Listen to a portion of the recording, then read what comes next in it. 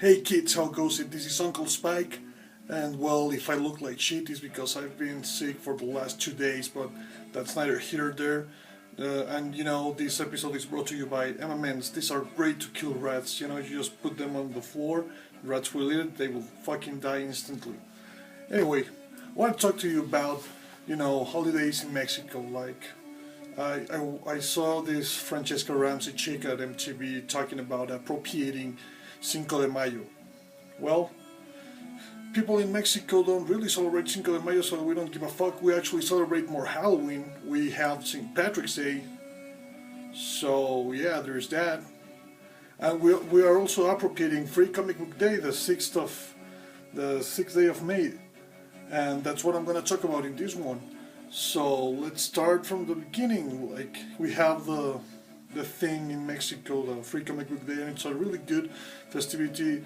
Though I think there's something to consider, because a lot of people go because they saw on social media there's gonna be a comic book giveaway, and I don't think they're gonna catch a lot of new readers with that, because mostly what I see is people who guys like me actually are the ones excited about that day, and I actually have a subscription to a store that they bring me my Wednesday comics, and there I also get my Free Comic Book Day put aside, so I don't lose any of them.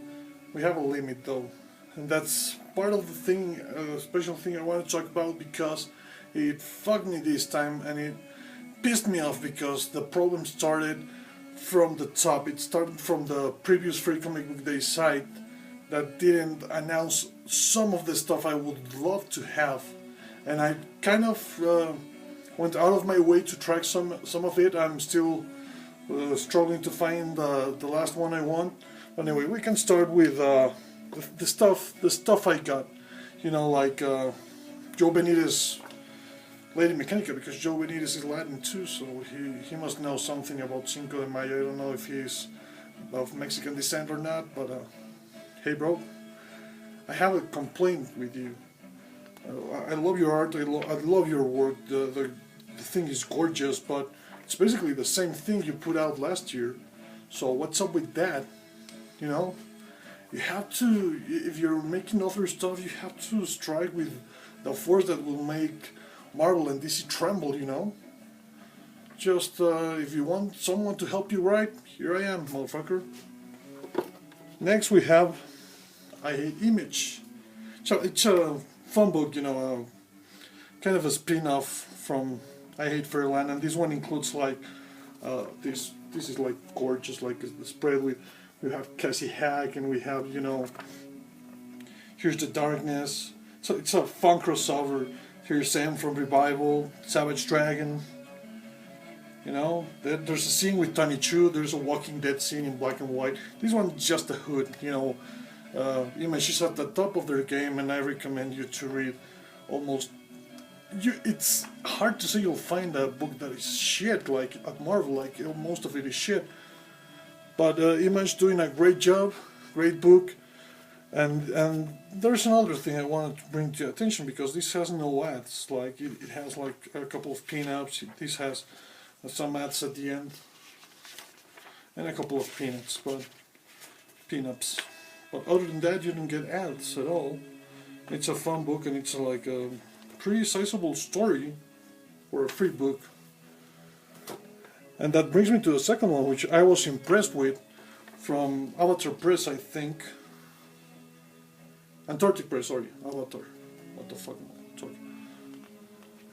It's a gorgeous book. A whole book, it looks like it doesn't have background, but it's actually, a battle in the sky, so they do get away with a lot of blank space. Well, no, it's not really blank, it's colored in, but when we need to have backgrounds, it does have backgrounds. They didn't, it's an excellent book, actually.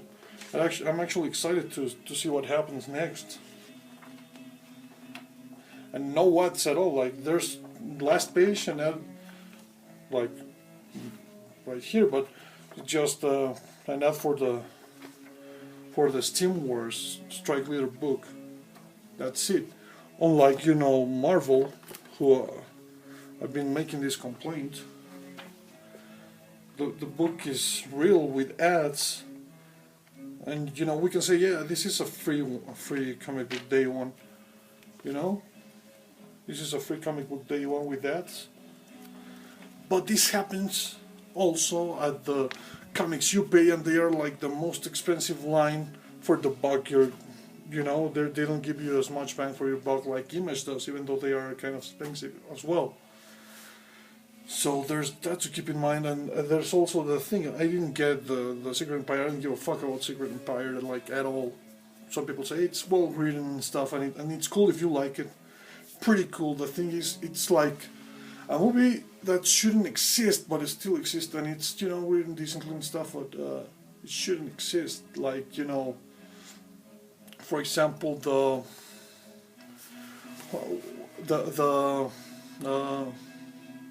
thing, the prequel.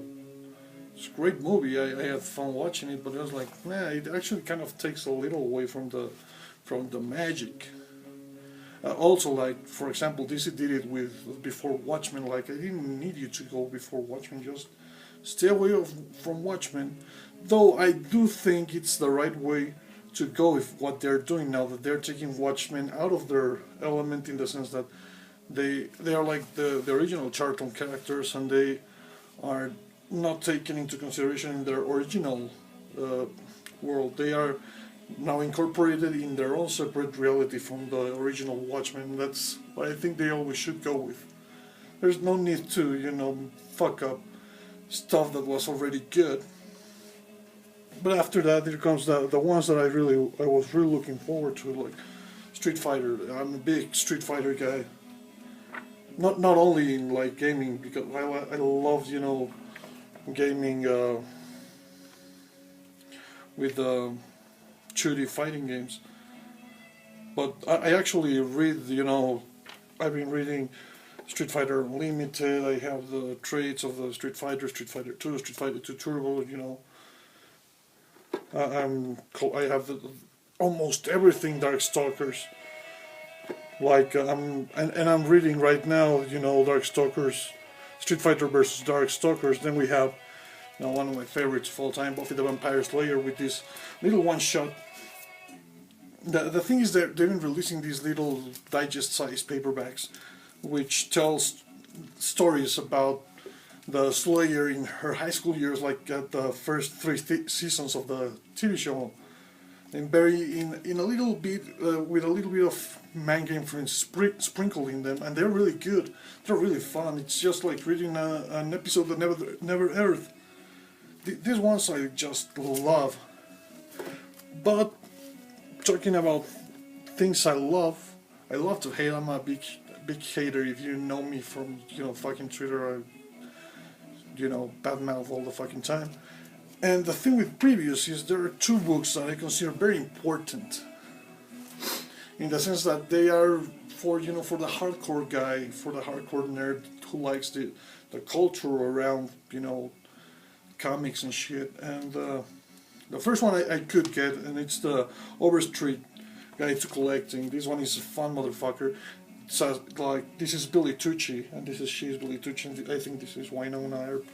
And it has like Grendel in it, and it's a fun book and a very informative book about Robert M. Overstreet and Jerry Bales were like the godfathers of comic book nerdom, especially Jerry Bales. He was actually the guy who started spreading the word about Bill Finger in the 60s. And in the 60s he had little fancies, then he found his scene, and then with Robert M. they came together and made the Overstreet price guides, and it was magic from there, and they've been influential even for people like myself who grew up with mostly Wizard. And it pissed me off because I discovered this at a store. I was hanging with Lucas Marangon, who has done like the Deadlock comic book, and he does some Star Wars shit. and the guy I'm working with at Spider-Man, Oscar Basaldua, which the book is out, issue number 16. It looks great. It's like art-wise, it's amazing. Like Oscar just knocked it out of park. You should check that out. Art alone, the art is worth the price. It really is, and the coloring is amazing as well. But anyway, this is like I'm very interested. Let me show you something. I'm very interested in this part of culture, you know, collecting comic books and the history behind them. Not only the comics, but the nerdom and stuff, and what socially makes comics so special. So this is if you can hunt this down, I really suggest you do. And there's another one which is also very important, and it is the comic book legal defense fund book. They have put out some in previous years, but the thing is, previous didn't put this in the listings, and I thought, well, I actually picked up shit like Betty and Veronica, which I haven't read it, but I don't know if it's good or not. But I could have gone with the CB, what is it? CBLDF, and now I have to track it down. Fortunately, I have a friend who has a store that specializes in getting stuff, maybe rare stuff, and he's gonna help me, I presume. He always comes through. The thing is, back in in May 6th, he was at a Comic-Con outside of Mexico City, so I couldn't get a hold of him. We had Stan Lee. There was a huge convention over here with Joe Matreda, with J. Scott Campbell. Couldn't go though, but yeah, at least I got my favorite time of the year, which is the free comic book day, and you know, there's the free comic book day in Halloween, which is like double the fun. We even got, you know, stuff like from Terry Moore, which I can never shut the fuck up about because he's so good. It's a fun day here because, you know, usually nerds hang a lot, in spite of, you know, the noobs hanging around and making lines and lines. I have a credential to go into the store, so I don't have to make lines and shit, and we just hang out, we eat, we just talk shit and stuff. Though I think being, you know, outside in the streets in the sun, the fucking sun sometimes gets to me, and I was in bed like for a couple of days, and I still are a little bit, you know, not injured yet, but I'm trying, Papa's trying. I do have to work though, so I'll leave you with this. Check out the Comic Book Legal Defense Fund site because it's important. They defend free speech. They're like the exact opposite of what the comic code was, and you can get like cool shit while, you know, contributing to the cause, like getting a t-shirt or getting some exclusive books and shit. I'll leave the link in the description.